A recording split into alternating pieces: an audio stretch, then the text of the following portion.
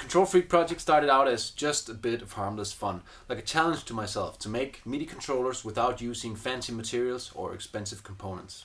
So over the past few months I've developed an ecosystem of electronics and techniques which make this possible.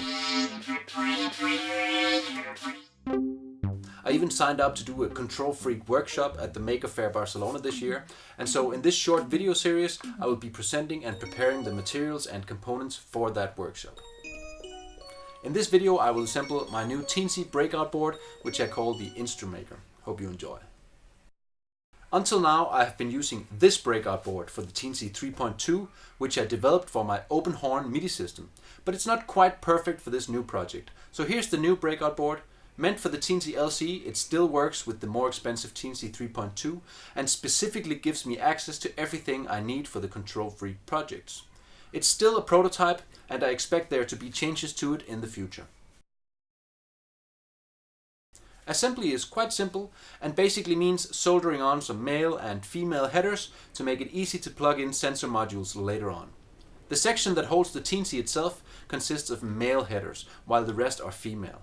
This minimizes the risk of shorts in all different configurations. The easiest way to solder the male headers is to plug them into the Teensy and then place the whole section into the Breakout at once. Then just solder everything into place and we're done. Then we can unplug the Teensy and get on with the rest. This section is for plugging in multiplexers. It carries all the pins to control and read up to 4 multiplexers at once. The first time around I'm just tacking everything down by soldering the end pins. This section is for digital in and out, which means that this is where we can read buttons as well as control LEDs.